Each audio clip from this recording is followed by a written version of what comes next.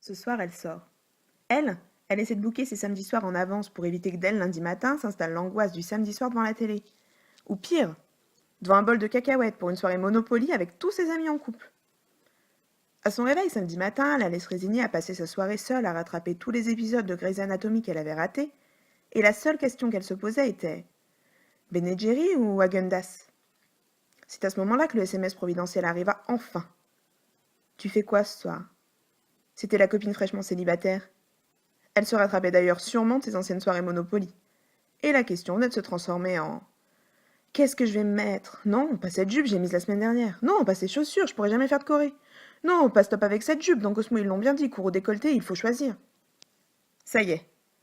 3 heures après avoir vidé tous ses placards et transformé sa chambre en H&M un premier jour de solde, elle s'est enfin décidée.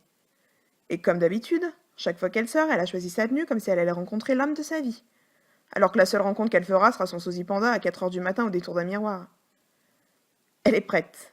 Ses escarpins aux pieds, ses ballerines dans son sac à main. Elle rejoint ses copines dans ce bar à la mode où il faut qu'elle se fasse à l'idée de casser son PEL pour un Sex on the Beach. Cocktail qu'elle commandera d'ailleurs en se sentant la plus sexy du monde.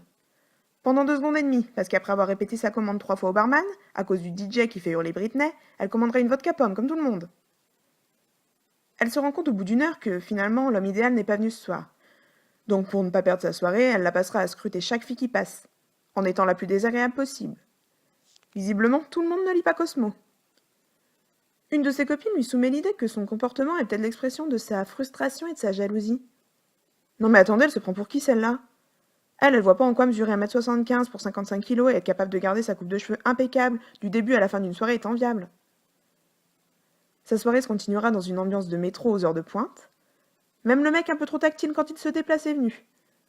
La seule différence avec les transports en commun un lundi à 8h, c'est que tout le monde trouve ça génial. 4 heures. Allez hop, ça suffit, il est l'heure de rentrer. Elle récupère son sac, fait un bisou aux copines et direction son lit en prenant soin d'éviter les miroirs.